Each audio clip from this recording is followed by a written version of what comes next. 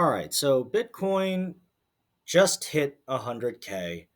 It went up to 103. It's back down now to 97, but eventually we'll get well beyond 100K, and it's nothing to really worry about right now. But Bitcoin finally hit that big shiny number, and I kind of want to discuss today how these recent events in South Korea, how Bitcoin is a hedge or basically protection against government and tyranny. And I can't believe I'm sounding like some, ultra patriot right now, but the events over here the last few days have been absolutely shocking. And I think Bitcoin ties into it pretty well. Let's get started.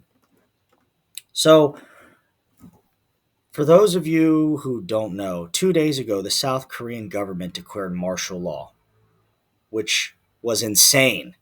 They did it in the middle of the night, or they did it just before midnight, and it lasted for about 6 hours. And it was this huge race between soldiers and elected officials, government representatives, a huge race to get to the parliament building to hold a vote. The army wanted to block the representatives, and the representatives obviously wanted to get in to have the vote. Well, luckily, the officials won. They held the vote, and the president lifted the ban 6 hours later. But holy shit, this is crazy. All right, this is South Korea, and I live here. All right, I was getting emergency alerts and texts and sifting through all this stuff when I woke up at 6 in the morning because I had no idea what was going on. I initially thought North Korea was invading, but um, turns out that's not the case. It was all this turmoil within the government, and I thought something like this would never happen because the U.S. has such a presence here, but apparently not. I mean, the president did this without notifying anyone, without notifying any nation, and it's freaky because it's shades of North Korea.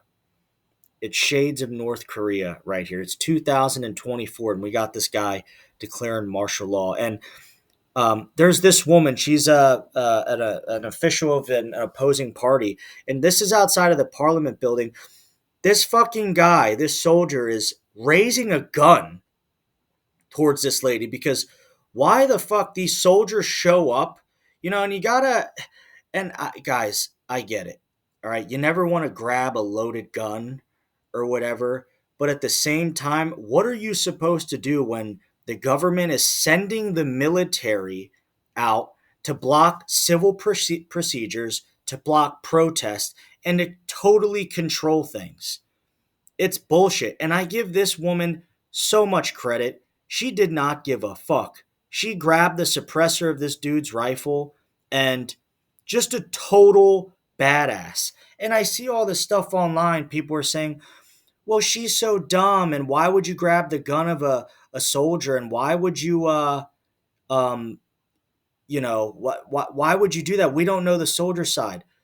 Why the fuck would you come out there with a loaded gun against your own people to block, elected officials from doing their thing? Total bullshit, man. So I think it's ridiculous. Props to this woman. I dedicated a slide to her. This is who she is. An Rung. You can look her up. The nicest lady. I've seen a bunch of interviews on her. And, you know, yeah, totally messed up what's happening here. And I don't think we're in the clear yet either. I think we still have, President Yoon hasn't really made a public statement yet. And even though most people want him to resign or, they want him impeached, we don't know what's going to happen. So everything is still fresh and ongoing right now. With that being said, how does Bitcoin apply to this?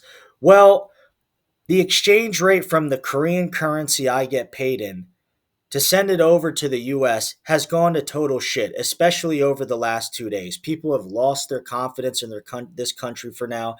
The what is it? It's not the Secretary of State, but the Department of Defense, the Secretary of Defense.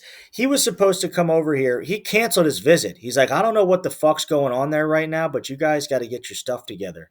So of course, now the exchange rate has gone down, and it's interesting. 5 years ago, 1,000 Korean dollars, it probably came out to around 900 US dollars. Well, now 1,000 Korean dollars comes out to about 700 US dollars. It's plummeting. It's probably even lower now. So, how does Bitcoin play into all this? And I want to go ahead and show you this. So, I didn't take Korean statistics. I just went off the US because that's where I'm from and that's where most viewers of this video likely are from as well. Let's say in 2020, you received a $5,000 bonus and you decided to keep it in a bank account. Maybe you're unsure of stocks. You want to keep your money on the sideline and be like, hey, I have my cold hard cash, whether it's in a bank or whether it's kept in your pillowcase or whatever. I have my cold hard cash and I want to own it. It's my property. I don't want to give that over to anybody, no company, no organization, no other person.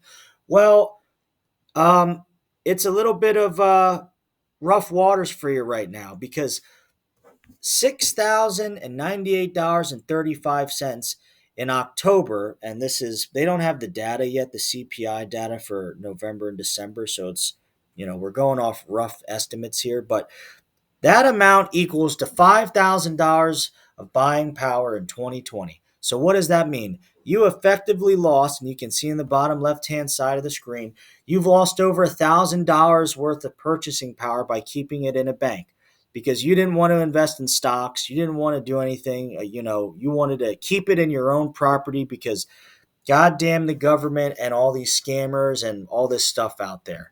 So you would have lost money. But let's apply those same principles of you want your own possession. You want to have it to yourself. You want it to be low maintenance on your end and you want it to be your property. You don't want to have to rely on a stock, an earnings call, leadership, etc.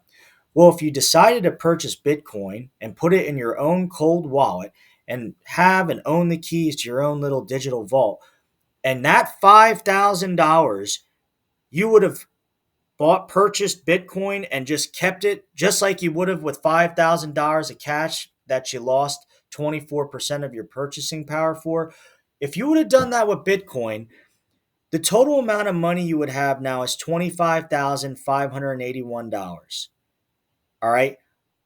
20,000 over $20,000 worth of profit, a 411 or round up 412% gain from a minus 24% gain.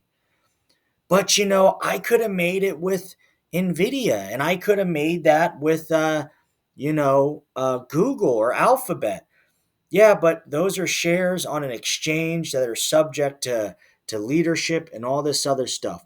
And we're sticking to the concept of property. This is your own digital property, or as Michael Saylor would call it, digital real estate.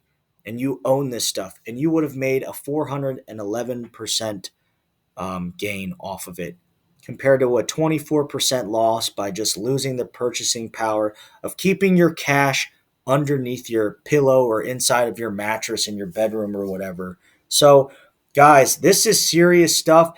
And me, as an American living in South Korea, if shit hits the fan here, okay, and me and my wife got to be mobile, I can store my own little Bitcoin and get out of here.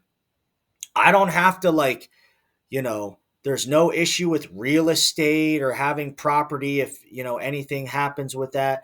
There's no issue of my money being stored in a Korean bank, which is already severely devalued because of all the events happening now. And the issue of trying to pull that out and cross borders. I just have my little Trezor, my cold wallet, and I just bounce out. So, anyways, guys, I hope this video helps you out. Please like, comment, and subscribe, and see you next time.